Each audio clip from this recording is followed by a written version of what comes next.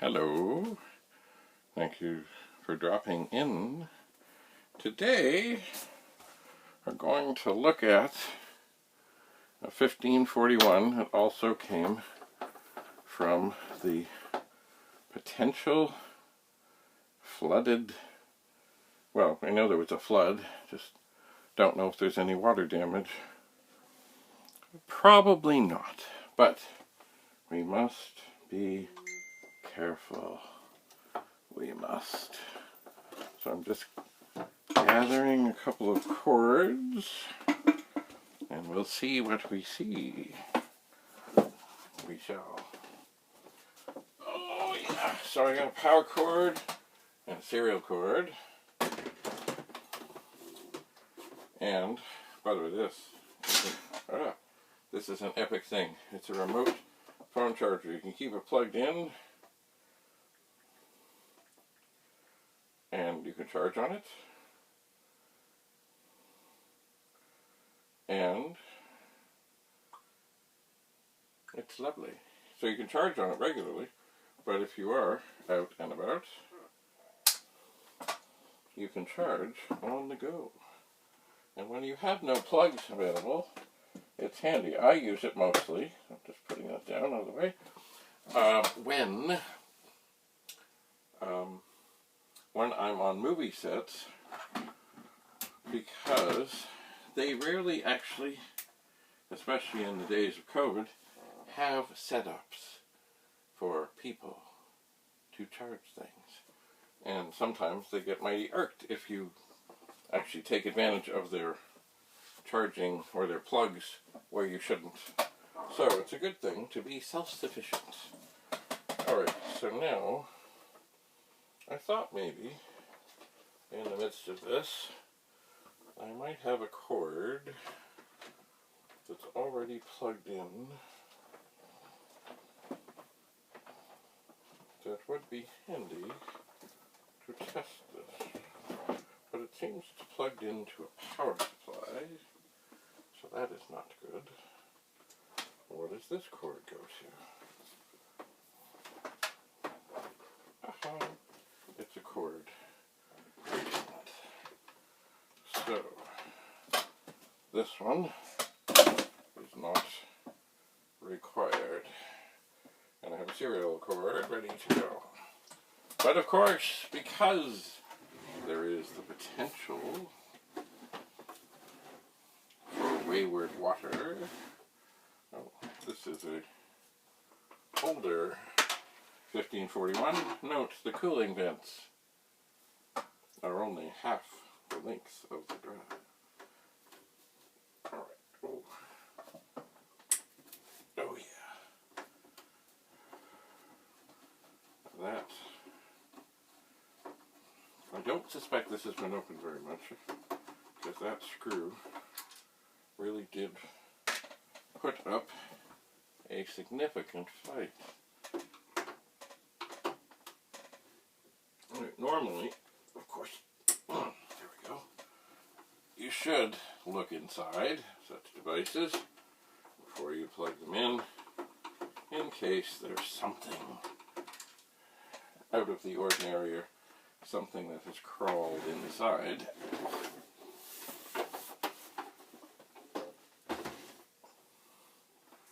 Because, you know, these sit around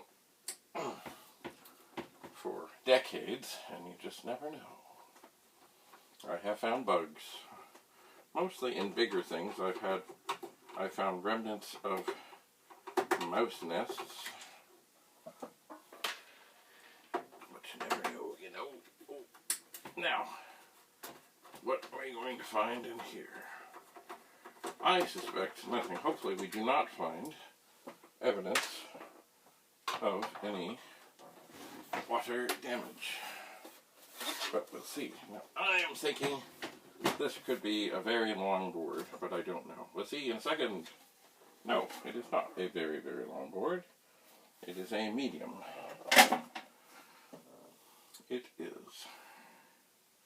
And at first glance, there we are.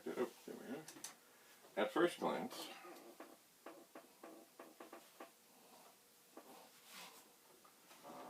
I don't see any signs of tremendous corrosion or damage or water infiltration or anything. I see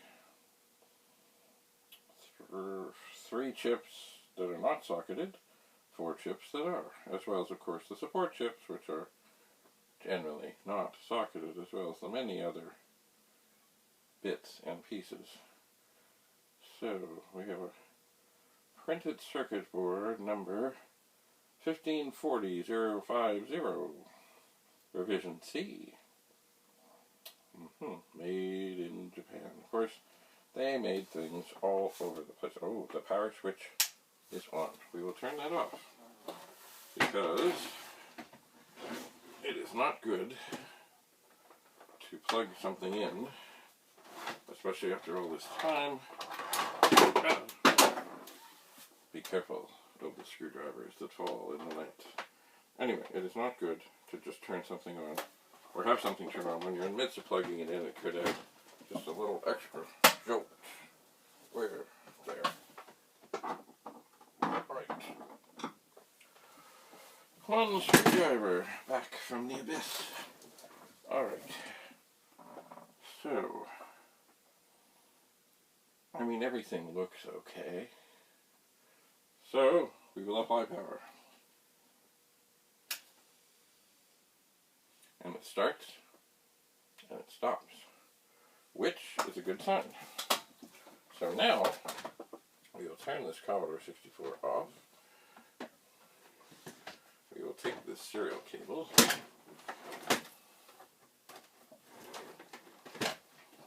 and plug it in. Oh, I will turn this off. Always good to turn things off when you're plugging things in.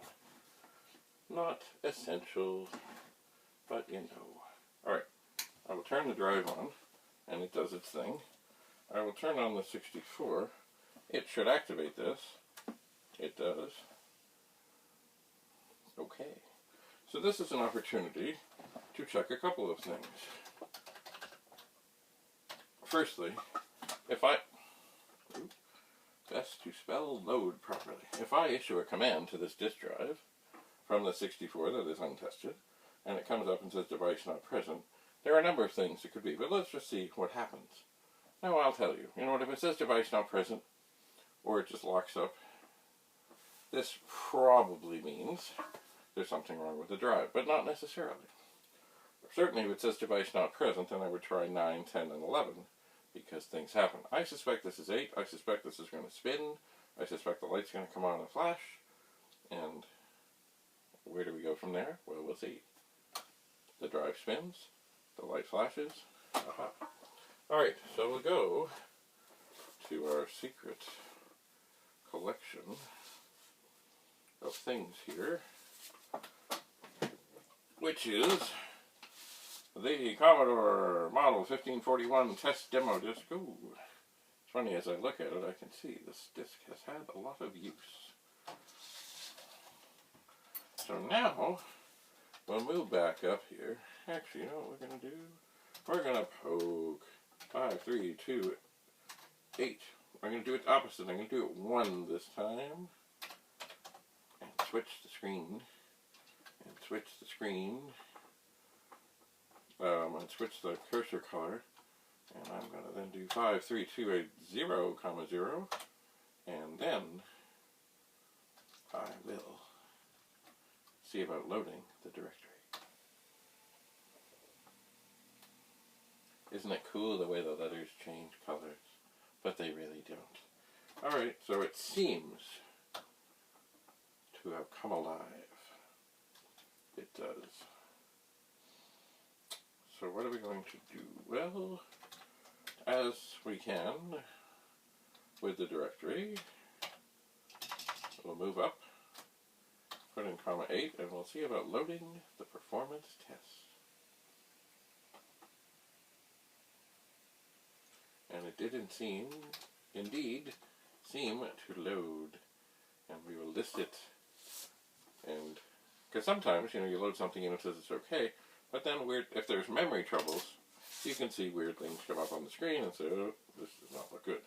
Here is a blank disk. How do I know it's blank? Well, it has no label, but also in black on it with a Sharpie, I've written blank test disk.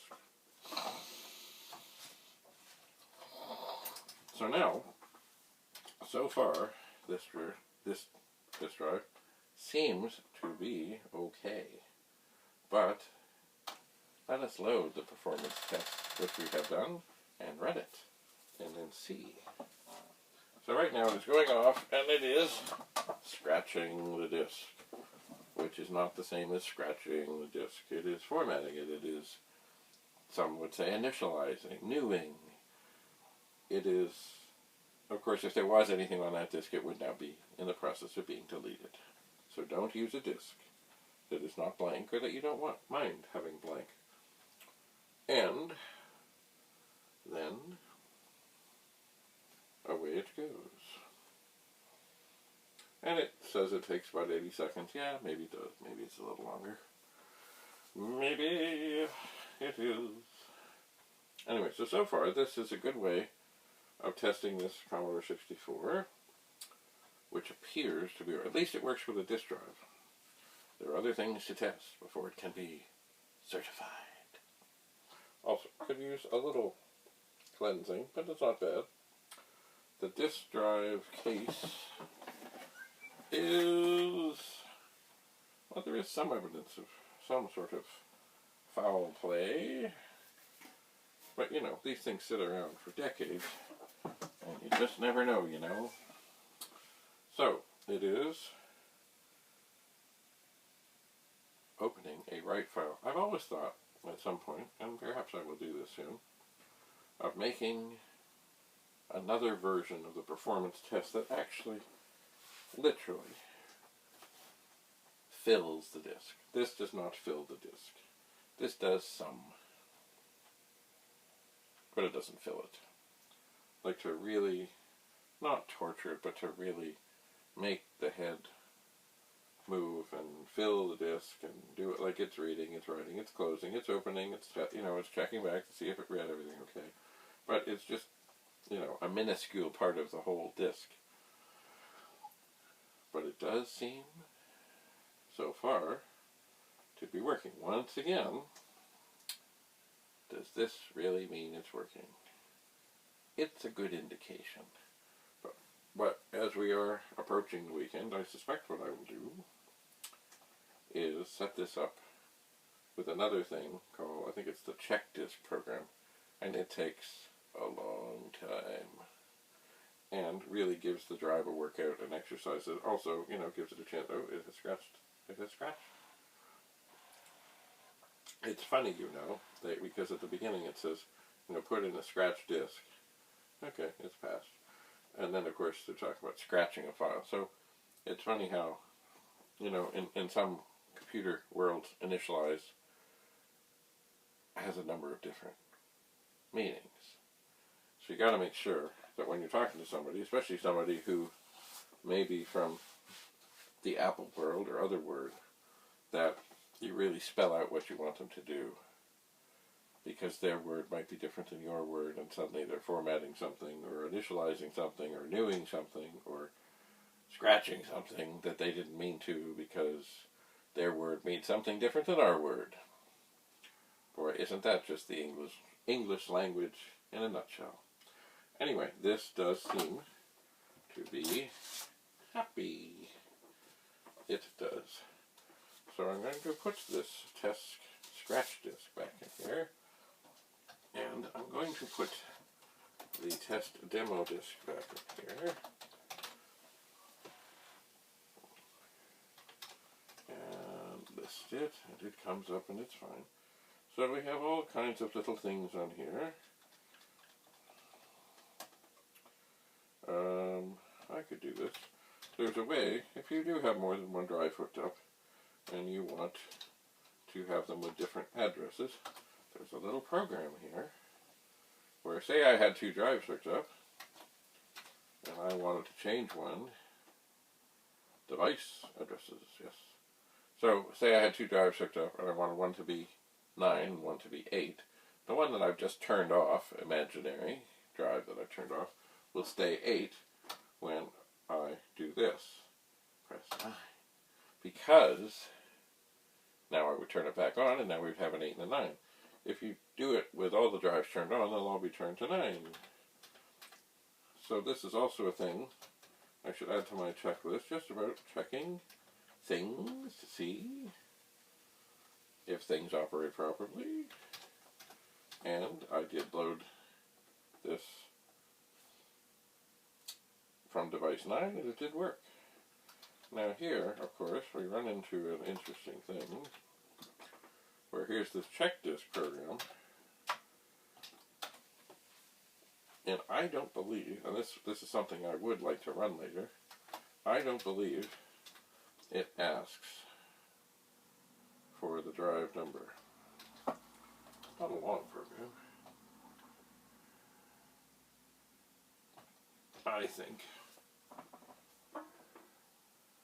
Looking at the, look at that, it can be changed. So I could, if I was so interested.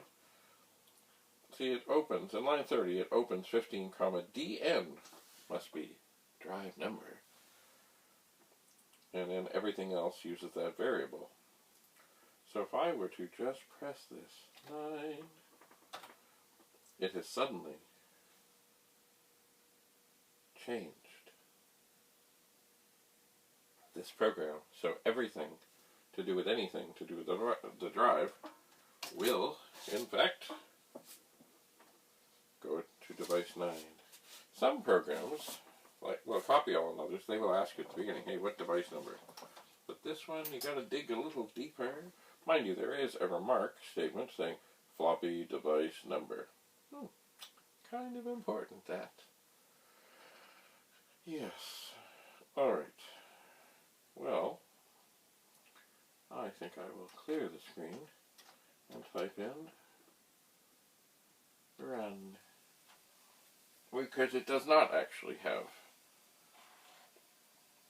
something that would ask you for the device number, but when you switch it yourself,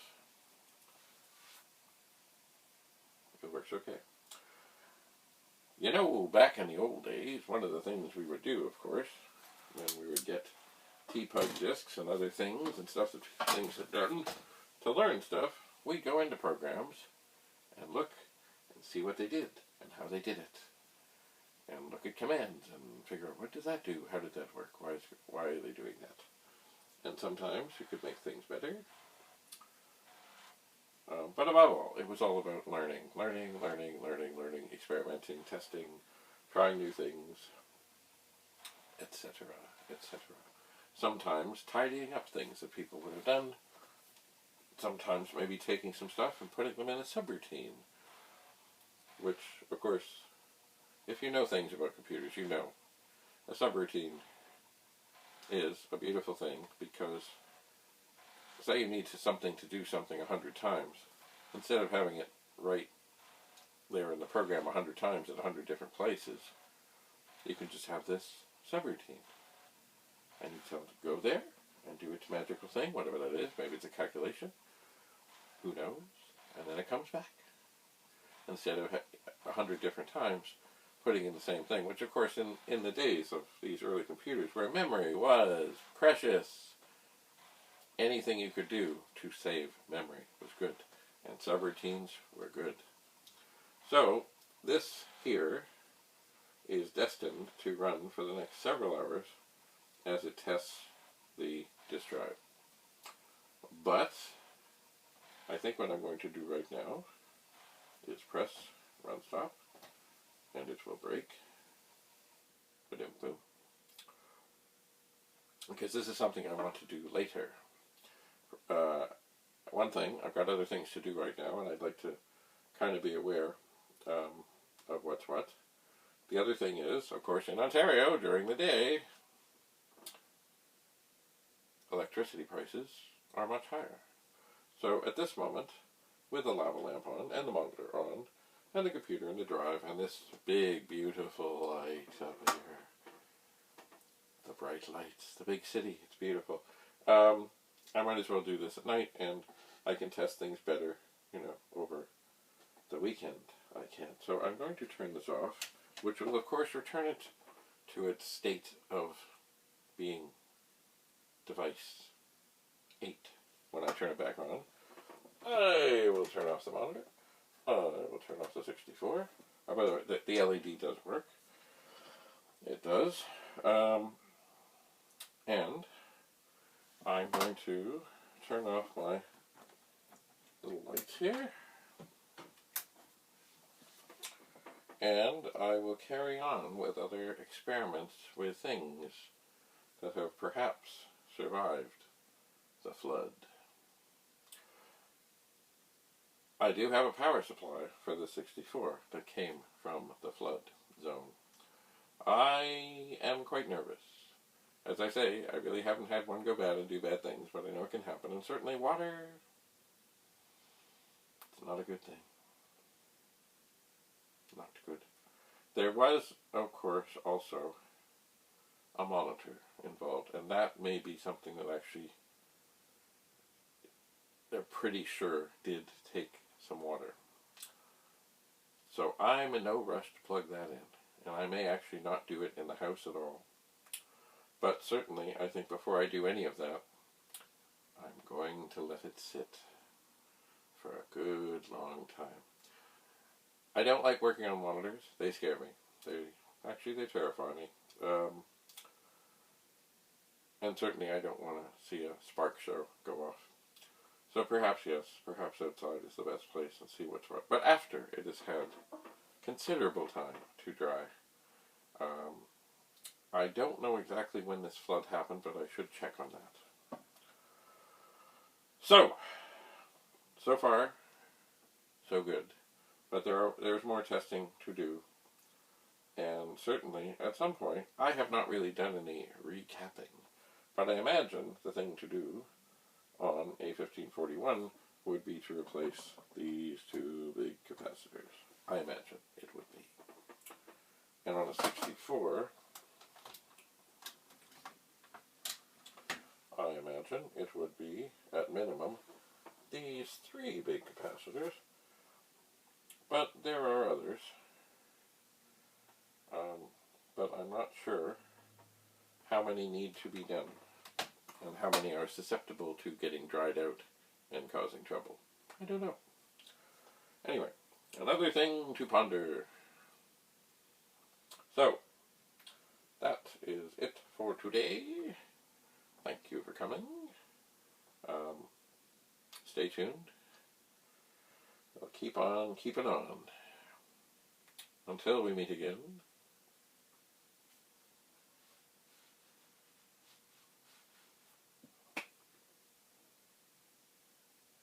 Bye for now.